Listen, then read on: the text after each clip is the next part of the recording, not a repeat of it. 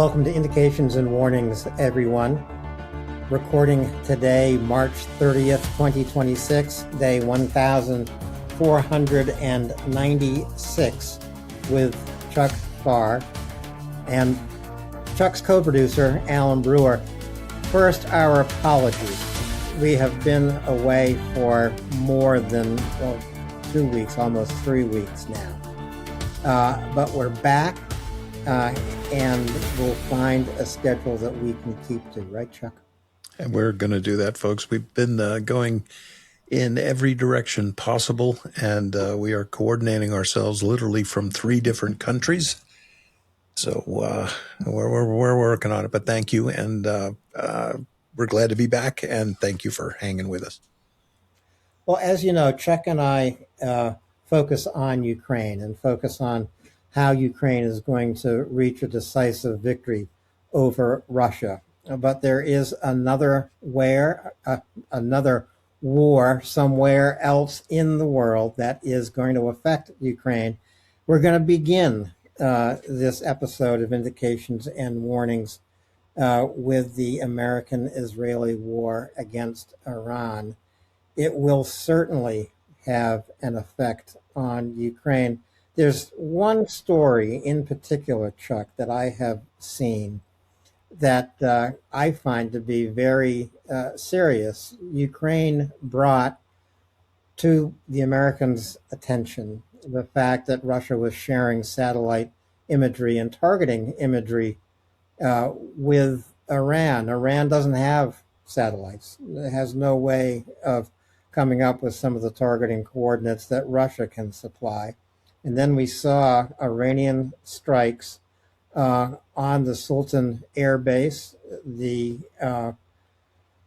casualties of 6 American crew members, they were all wounded, and the destruction of an AWACS plane. Now, the story is that AWACS plane was taxiing down the runway. I doubt that, because that would make this shot even luckier, right? Absolutely. And, you're reading between the lines of the Pentagon, the problem is actually worse. There were 4 AWACS platforms that were damaged to some extent. Now whether that's a flat tire or a bent windshield wiper or a depressurized fuselage or a damaged radome, that's up to, let's see what happens. But in my opinion, the Russians are providing extremely elegant targeting information so that they hit a revetment that had an E3 Sentry in it. And those run about $270 million, and you can't exactly get one off the shelf. So, and one of the key aircraft necessary if you're prosecuting a war, especially in something like the Persian Gulf. That's what you need. So, see, that to me, that kind of action brings into focus the alliance, the axis that Russia has brought together, the crink axis of evil. So it's China, it's Russia, it's Iran, it's North Korea. And obviously Russia is going to help Iran in this war against the United States and Israel.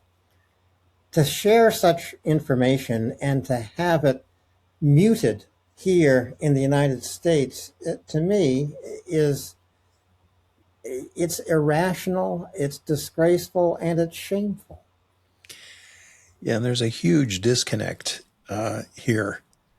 Washington has made some a bit egregious concessions to Russia. For example, a Russian cruise carrier just arrived in Cuba recently. I'm not taking that on the Cuban people, who I dearly love. Let's just say there's been, Russian commerce has been rewarded here. And this is happening at the same time. Well, Russia is, you could arguably say they're killing American servicemen and women in the Middle East. They're going to go on. And even as we speak, I would dare say that there's some Russian handling over to some Ukrainian an 8-digit grid coordinate of a high-value target in the Middle East. To some Russian. To some Russian. But the Ukrainians know about it. because the Ukrainian intelligence service uh, is about as good as it gets these days. Absolutely. Their penetration is not just tactical, and we talk all the time about what Ukraine knows on the zero line at any one time. Look, they have strategically penetrated Russia. Their sources are incredible. And yeah, this is, I'm very glad we started here, Alan, because it does come full circle. And it also shows just how important and what a nexus the conflict in Ukraine really is, right? All sort of wires lead to it. And you had President Zelensky making a rather triumphant tour among our allies in the Middle East because he has something to sell that the United States doesn't. Ukraine is a drone superpower, and you said it when we were in our pre show meeting. They're also a reliable ally, which we are not. Well, and this, of course, Zelensky, who Donald Trump hates personally. It's quite obvious at this point. I mean, to say in a press conference, as Trump said, Ukraine, Zelensky would be the last person we'd ask for help. I mean, come on. If the United States hasn't been paying attention, and it hasn't, there is no other nation in the world with more experience in how to defend itself from drones, from drone warfare. It's Ukraine. We're going to talk a little bit more about that later in the program uh, when we focus once again on Ukraine. But Trump lifted sanctions on Russian oil at a time when the American-Israeli war on Iran had driven oil prices up globally. So by lifting sanctions on Russian oil, allowing their sale and their transit through the world's oceans to various markets, Trump gave Putin a windfall of hundreds of millions of dollars at just the moment when the Russian bank was about to break. And by giving Russia this windfall, he was giving Russia more funding for its war against Ukraine. Again, shameful, disgraceful, and you cannot even begin to imagine writing a script like this and selling it to Hollywood. No, you really couldn't. And it, I'm not a big fan of coincidence. I really am not, and especially in terms of geopolitics and the practice of the profession of arms. So this literally came when Russia absolutely needed it the most. Uh, Not for the least reason that this week Ukraine disabled another Russian crude carrier carrying, it was a Turkish crew, a Turkish registered ship, another surgical strike by Ukraine that didn't harm one crewman but disabled the ship, and she was carrying $110 million worth of Urals crude. So you know if you want to stop Russia from doing something, you've got to take away the money, right? Wars cost a lot of money. And we are also seeing that Russia is running out of stuff, right? They've lost almost 11,000 tanks in this 4-year war, and that is quite a bit more than twice the total number of tanks that NATO countries, big three, have in Europe.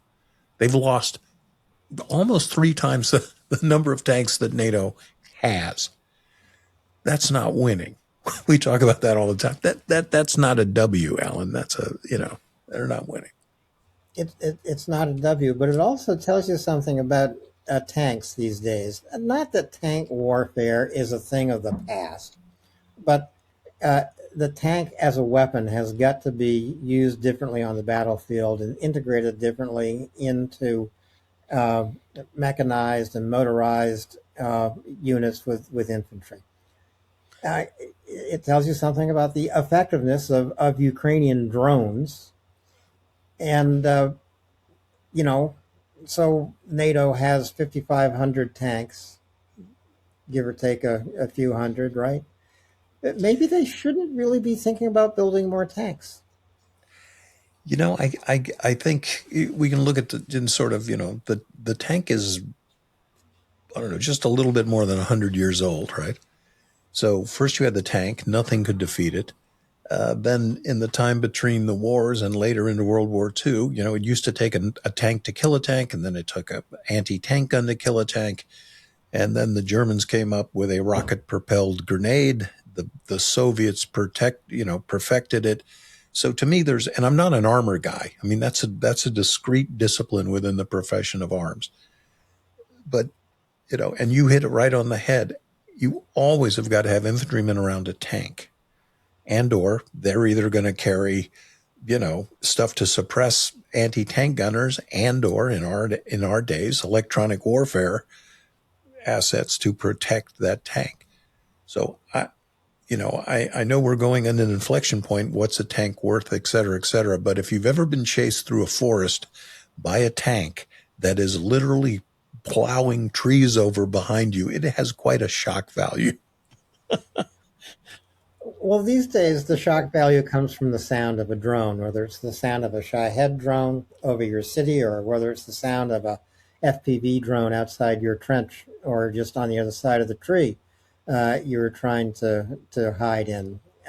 That that drone of the drone over the city, and the buzz of that FPV drone like a hornet, is probably as frightening as the sound of a leopard tank crashing through the forest in World War II. Yeah, it is. And that is absolutely it. The snarl of if anyone has ever watched one of those videos, the snarl of an FPV drone, right. I'd rather have a Shaheed. Sometimes I think a Shahed than a little one. Yeah, I would agree. I've never been close, or a little one has never been close enough to me so that I've heard it in a situation like that. But both you and I have heard Shahed We've had some drones big ones. overhead in um, just about Odessa. every city: Odessa, Kiev, Lviv. Um, so just to before we pivot back to Ukraine, a little bit more about Ukraine in the Persian Gulf nations. Zelensky made a tour of those nations, and every single one of them uh, signed a deal with Ukraine. Those that haven't signed a deal yet, former Defense Minister Umarov is still in one of the Gulf nations, and he is there to negotiate further deals. But these were both security agreements, and they were co-manufacturing and investment deals. Why did Zelensky go to the Gulf? Well, not only because the Gulf nations had requested help, but because Ukraine needs cash to invest in its defense industries. Who has cash? The Arab nations have cash. And so I think that Zelensky came away with some pretty uh, handsome profits from this trip. Yeah, and it's going to enable, what the important thing is, and to our Russian listening guests, this is something you need to worry about because Ukraine is scaling up its production capabilities, and these are moving in exponential fashion. They also have developed a thoroughly dispersed production network. There were places. Well, I won't go into too much, but you can turn over a rock in Ukraine, and you're probably going to find somebody who's making components for a drone. And how do you interdict that? There isn't one big drone central. There isn't even one big drone warehouse. They are everywhere. So In fact, Chuck, in one of the cities, and I won't name the city, uh, you and I went to a small drone repair shop. Now, in this little repair shop, and it is little, and there are no windows. It's could be better ventilated. Uh, Yeah, could have been. yeah, could have been. um, you don't want to go in there after a bean supper, let me tell you. Uh, so it probably operates 24 hours a day. Oh I'm yeah, pretty sure it does. They had three shifts, and I guess there were roughly 2 dozen yeah, people at 2 dozen workstations. They were repairing drones, not drones that had been retrieved from a mission on the front line, but drones that had arrived on the front line defective in some right, way, but defective in a way that could be easily fixed. And they're all sent right. back to some central point and then distributed to these repair shops, and then they all go back to the front line. Yeah. So this was sort of what we'd call in a conventional military. This was depot level maintenance. But and again, these were people who were so skilled. They got this thing, they hooked it up, and they could diagnose the problem instantly. And we were there. We saw the pace of work. Something landed on somebody's desk, and then they went out and got another one. They were chomping it out. Yeah. And So that so it will permit, I mean, getting, let's put it the way it's going to be, billions of dollars from the Middle East. They're not going to build a giant drone factory. They are just going to increase that, might even be deeply embedded covert network of enterprise nationwide. yeah.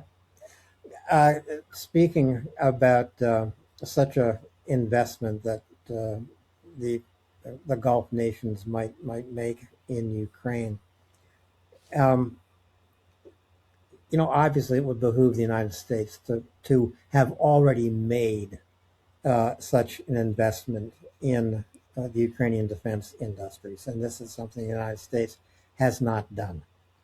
Uh, I find it remarkable, but they have not done it because Ukraine is in the lead, not only in developing drones to go on the attack, but Ukraine is in the lead to defend yourself from every kind of drone you can probably imagine. And this is what the Yeah, Gulf nations need Ukraine for. and a lesson to our greedy capitalist venture capitalists: you have missed. Maybe you haven't even missed it yet, but there is an incredibly golden opportunity to do business in Ukraine. And I'm quite surprised. We haven't heard, we monitor the drone community pretty closely. I've heard of no big, not from Europe, not from the United States, not from other nations in the world. Ukraine seems to be going this on their own, and now with the help of the Gulf nations, and they are going to benefit from this, right? Yeah. Not the United States, but the Gulf nations. Well, it's when you think of just comparing the cost of Ukrainian made uh, weapons of all kinds, Ukrainian technology, it's minuscule compared to the cost of what the United States invests in Patriot air defense, THAAD air defense, or for that matter, in Tomahawk missiles. You know, which the United States they have been shooting Tomahawk missiles against Iran as if they came out of six shooters in a John Wayne movie. And you know what? For pain delivered on target, a flamingo is almost the functional equivalent of a tomahawk. And I don't hit me in the comments. We all know what's different. But if you're talking about putting 500 pounds of high explosive on a target when you want it, hey, the flamingo, that's what I mean by functional equivalent. There's a lot of things a tomahawk can do that no other weapon system can do. And then there's also the Ukrainian approach. You don't need to put 500 pounds of explosives on, for example, an oil storage point, when you can have a shape charge this big, full of powdered aluminum that will set that tank on fire and the fire will communicate at this very sympathetic target. And if you don't think I'm right, why don't you ask the fire department at East Luga this afternoon if they got a break for lunch, because they didn't. That fire is still burning, by the way, and we'll focus on those Baltic ports in just a moment. But back to the Tomahawk missiles. I mean, supposedly the United States has fired something like a quarter of its Tomahawk missile arsenal, or 20%, something like that. 850 Tomahawk missiles. Uh, no one knows the real number. I mean, let's just start at that reality. No one knows the real number. But if the United States had simply given Ukraine 10 Tomahawk missiles, then the huge, and I do mean huge, drone manufacturing plant that the Russians built with Chinese assistance and with Iranian assistance and with North Korean workers in Yelabuga, uh, fewer than 10 Tomahawk missiles would destroy that place. And that would mean thousands of fewer Shahed drones of all kinds manufactured inside Russia. And, that goes right back to the point we are saying uh, that is a point of vulnerability for Russia. Can continue to do stupid shit like that by all means. There is a single target to address, and Ukraine will address it. But there is no analog to that. There is no major drone manufacturing hub in Ukraine. They don't operate that way. There are subcomponents, and they have the just-in-time Federal Express delivery service.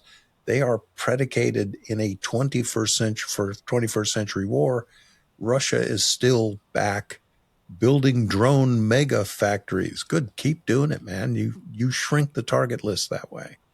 But I agree with you, Alan. It would have been very handy for Ukraine to be able to lob 10 Tomahawks on that, which they are absolutely designed for, to hit an electronically sophisticated, protected target. I mean, you want a Tomahawk. Yeah. Don't ask me. Look, I mean, that tells you more than you want to know.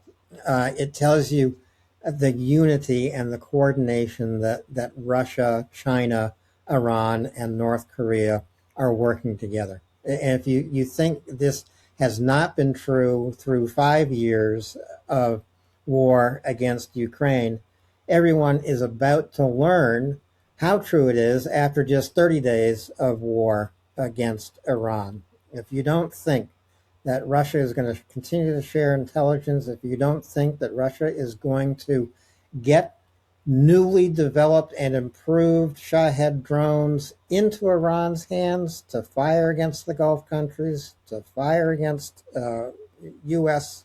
troops and equipment, if you don't think that they are going to contain Chinese technology, then you were really kidding yourself.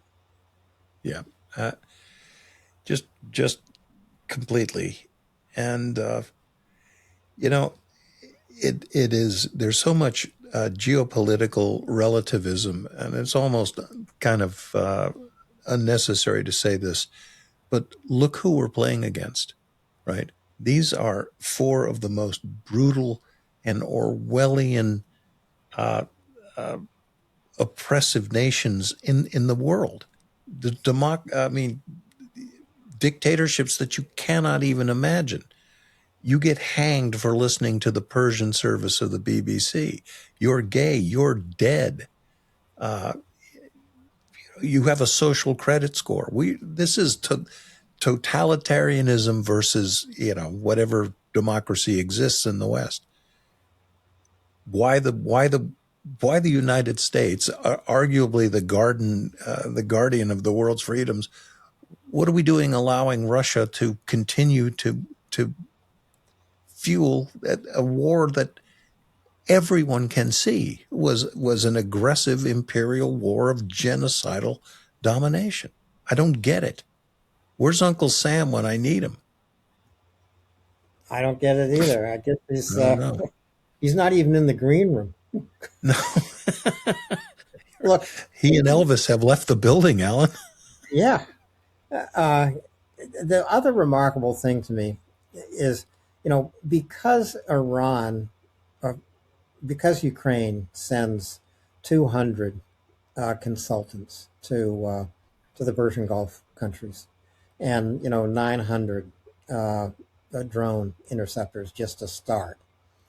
Iran says, well, that makes Ukraine a party to this war. It makes Ukraine a legitimate target. We are going to strike Ukraine. So this is Iran, one of the members of the Krink axis of evil, saying, Ukraine, you just stepped in it. You are now our enemy, as if we hadn't figured that out before. But we're going to strike you. We're going to aim a missile at Ukraine, which Iran could actually do, and we're going to hit you. Now, flip this. You have Trump lifting sanctions on Russia. You have Trump giving Russia this windfall of profit from its oil. You have Trump lifting sanctions on various other Russian banks and businesses. You have Trump actually praising Lukashenko of Belarus. I mean, look, I rarely use the F word, Chuck, but that is just fucking nuts. And you know what? Alan doesn't curse all the time. I'm the one who does it in this couple. But you're right. I mean, I read that with my eyes bugging out of my head, the praise for Lukashenko, who also, folks, is a blood-soaked despot. And I think it's great that he released another 500 political prisoners, because you know what, folks? He's never going to run out of political prisoners to trade. But there is one good thing about Belarus, and to our Belarusian listening guests, and I know that everyone hates that son of a bitch. And and I know that the reason he hasn't intervened in the Ukrainian war is when he hands out live ammunition to his army. Listen up, Belarusian spies, they will turn on the dictator. They will turn on him. As soon as they got gas in those tanks and shells in the magazine, they're going to roll. Okay. So things aren't great for him. If there's anything I don't know if I like about it, but to drive a wedge between Belarus and Russia is a good thing. But to slobber all over this guy, you know how I feel about that, Alan. And besides that, you can't drive a wedge between Belarus and No, Russia. you can't. I mean, No. even, well, that would be too long a discussion. Well, they're both going down the same way. Pretty Putin much, and Lukashenko. Folks, I promise you, in 10 years, just play this back. They're both going down the same way. yeah. They're going to have their Ceausescu moment. Yeah. I like the way they saved 1 minute of a 60-minute video at the end for the result of the trial. Yeah. So, as Chuck and I always do, we focus on Ukraine. We're going to pivot back to Ukraine. But the American-Israeli war against Iran will affect Ukraine. It will give Trump another excuse to withhold weapons from Ukraine. Trump has already suggested that every weapon purchased on behalf of Ukraine by EU nations through the Pearl system. This is basically the shopping list that the U.S. Defense Department supplies. And Europeans buy the weapons off that list and send it to Ukraine. So far, $750 million. Well, Trump has already said we're going to divert those weapons to our war of choice. I don't think Trump used that phrase, but the war against Iran is Trump's war of choice. So he's going to cut off weapons already paid for. I mean, he's deposited that cash, but the weapons haven't been delivered. Well, there are new client states that Ukraine has in the Middle East, and they have, in some cases, considerable stockpiles of conventional weapons that Ukraine could use. So, but it's interesting to me, and I think, okay, well, what could they provide? Well, surface-to-air missiles. They could provide anti-tank guided missiles. On and on.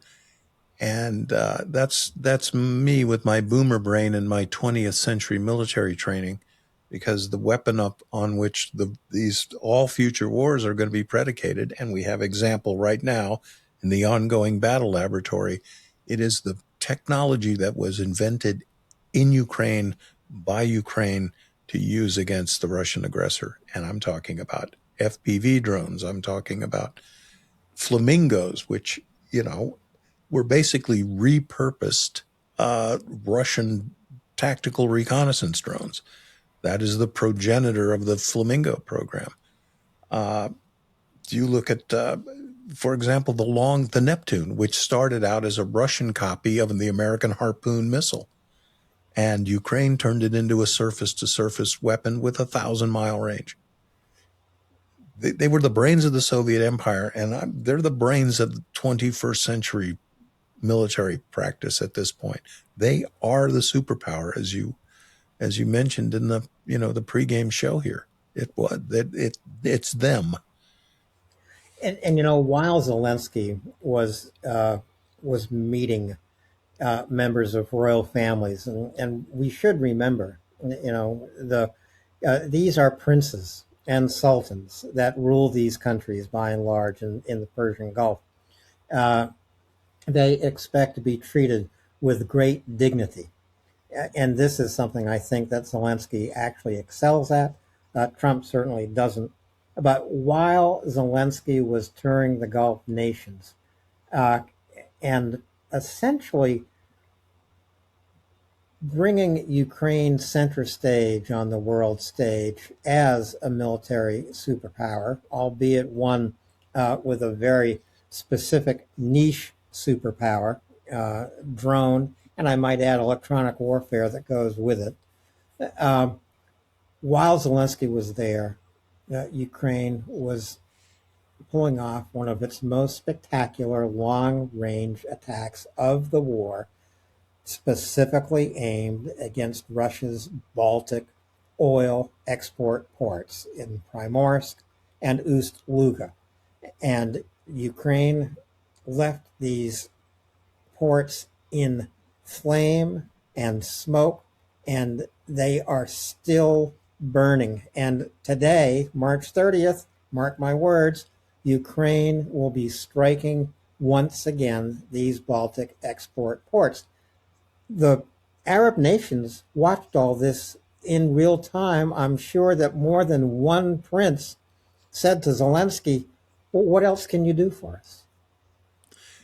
Yeah, and this attack on the Baltic ports, uh, earlier this month, Ukraine attacked the port of Novorossiysk.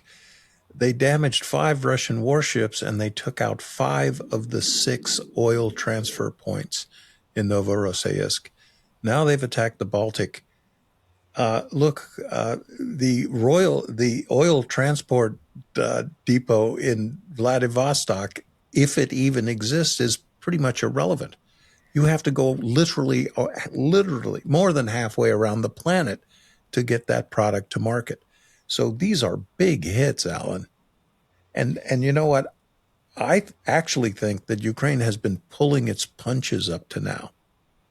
And you're right. Let's see what happens tonight in Yeah, Ust-Luga, right? And what yeah, is it? We just talked to somebody in Denmark, and it's what, 10 o'clock, exactly. 11 o'clock at night?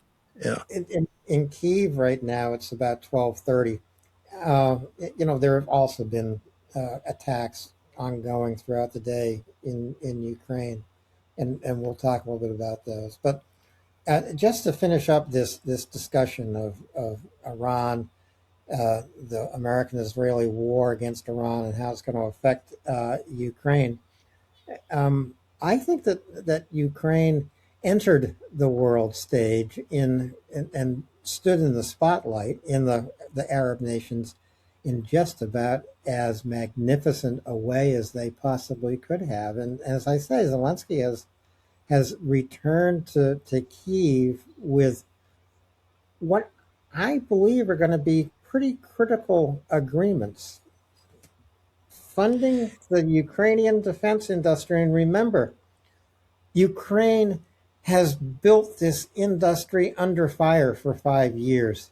Under fire for 5 years, they innovated and manufactured, tested, re-innovated, retested, uh, you know, under fire for 5 years.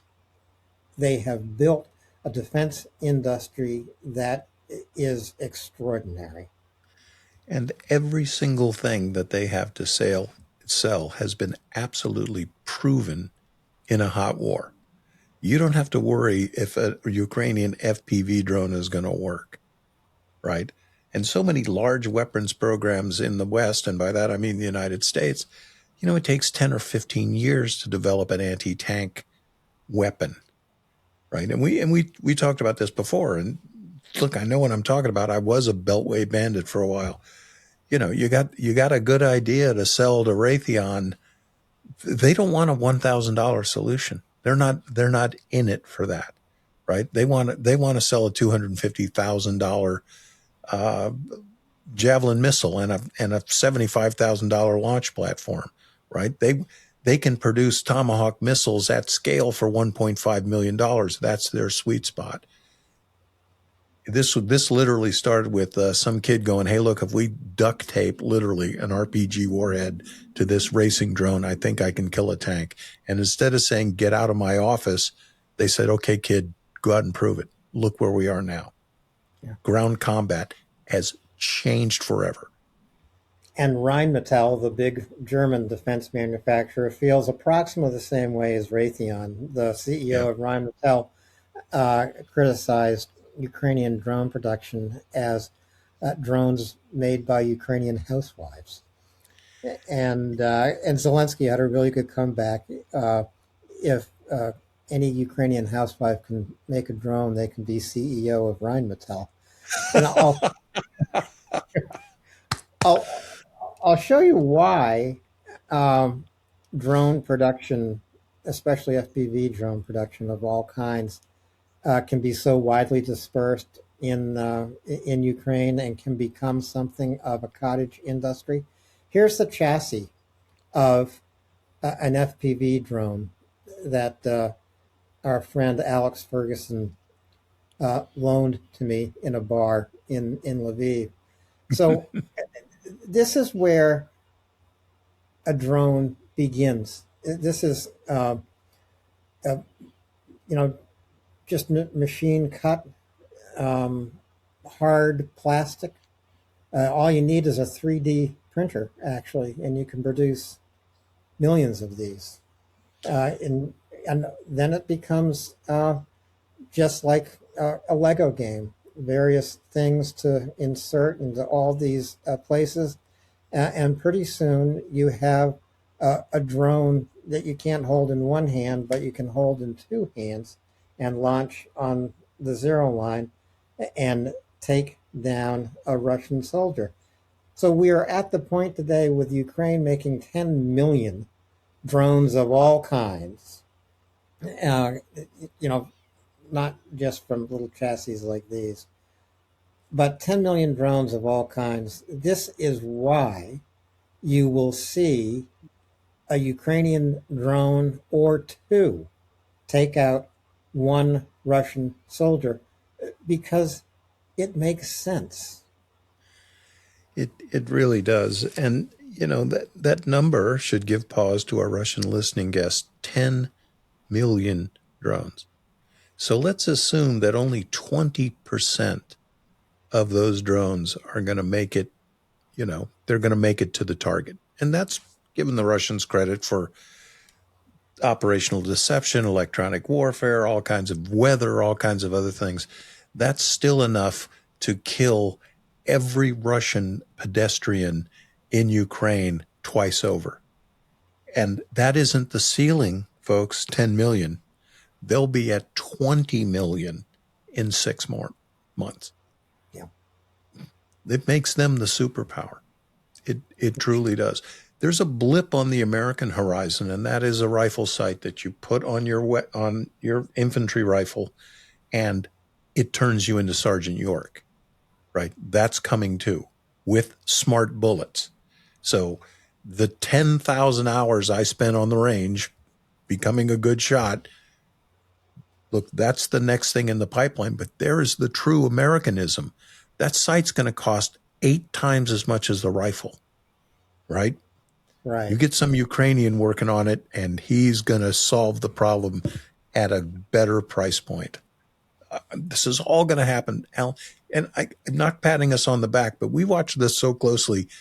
I don't want to say we haven't been wrong, but every iterative thing that we have talked about has come to fruition in Ukraine. Not because we're smart, but we watched the ball.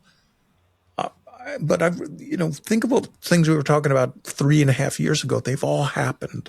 They've all happened on the battlefield. It's because we get to listen to people who are a lot smarter than we are or will ever be. And you know what? I I will say this. Nothing that Ben Hodges said 3 years ago has not failed to happen. And I think that's a much better way to put it. We have listened to some very smart folks. Right. And they were right. I'll tell you something Ben Hodges would be saying today. If you're going to compare what the American president is doing against Iran and what the Russian president thought he could do against Ukraine, they made the worst initial mistake you can possibly make in any war, and that is to underestimate your enemy. Now, Trump chose this enemy with Israel as an ally. Maybe Israel doesn't underestimate Iran, but it seems to me the United States underestimates Iran. Yeah, and that is the most deadly mistake to ever make. Even if you think something's going to be a walkover, always assume the enemy is as smart as you are, that he knows as much as you do, and that he is as capable as you. And if you maintain that, if something is going to disappoint you, it's only that you actually succeeded, and you must plan. There's another thing to add here is, look, the people who are running this theocracy in Iran, look, they are literally trying to bring around the end times. Okay. I'm not making religious jibes at them. The end times are their foreign policy, right? They are trying to bring back the occulted 12th Imam in the tribulation that you read about in the Christian Bible. What are those guys going to be willing to do to bring that around? Man, I don't know. What's the limit? And I am of the opinion that they are a covertly armed nuclear power, right? South Africa developed the bomb and short-range ballistic missiles, right? Anyone remember that? No, because nobody wants you to remember that. Pakistan, covertly armed nuclear power. India, covertly armed nuclear power. It isn't a new thing. There's another covertly armed nuclear power, and that is Saudi Arabia. They paid for Pakistan's nuclear weapon program. Did they do that, what? To get a squeaky toy? What do you think? Right? So there are a lot of dynamics here. Would Iran be willing to use a nuclear weapon? It's a question of getting it to their target. That's it. That's the barrier to entry here. Folks, it isn't that that Iran doesn't have a nuclear weapon, right? You're a physics junior at Stanford. You totally understand the problem, right? The technology's 70 years old. Okay, we'll have to do that non-proliferation show we talk about, Alan. These are all my crazy opinions, but I will give you all the crazy facts. maybe now more than ever we have to do that show, Chuck. I mean, especially with Zelensky asking the critical question, what do American security guarantees look like in our exchange for peace? They haven't looked very good historically. No. Maybe what Ukraine really needs is a return of its nuclear arsenal, because I guarantee you, Ukraine can put them on target. Boy, they could. There are many nations that are, I can't remember the term I used to use, but they are, they could go nuclear quite quickly. I mean, for example, Switzerland, Finland, Japan. Let's put Ukraine in that club. Poland. Uh, if there's anything good here, there is another dynamic that you've got the axis of evil, and virtually all of them are nuclear armed. Right. The question mark is Iran. They're nuclear armed as well, but they don't face a unipolar counterbalance in terms of nuclear weapons. Britain has an independent nuclear capability. France has an independent nuclear capability. And with this president of ours, hey, who knows? I do know this, though. The United States will retaliate in kind should anything like that happen. So mutually assured destruction is what actually works, I hope, thus far. I hope it does keep us away from all kinds of Me too. No one wants it. And all kinds of loose talk about using a so-called tactical nuclear weapon. I mean, I know that I'm not a defense analyst. I guess there are conversations Yes, where... you are. No, I'm not. Where people can use that phrase, tactical nuclear weapon. But I just don't believe there is such a thing. No nuclear weapon, in other words, is tactical. No. Can you say it's tactical because you're going to leave behind a dead zone like the dead zone around Chernobyl? I don't think so. No. And it is there are hundreds of thousands of pages written about something that is, it isn't. Yeah. The non-strategic use of special weapons is the euphemism. It's preposterous. It's just as preposterous when it gets mentioned again and again by Russia. There isn't, and we also mentioned this. What is the target, Vladimir? You want to kill 2 million people in Ukraine. That in Kyiv. That's the only target. That's it. Will that go unresponded? Will the world sit there and go, gosh, this was a really terrible eventuation? No, they're not going to do that. So it's not going to happen. But, I don't think it's going to happen. But we are going to read a chilling entry of a Russian mill blogger's latest blog before the end of this program. If I forget, remind me, Chuck. Sorry to interrupt, but these boys just keep on going. I think you need a break. Fetch some water and an apple, or maybe a cigar and some whiskey. Part 2 with frontline updates and maps will be uploaded shortly.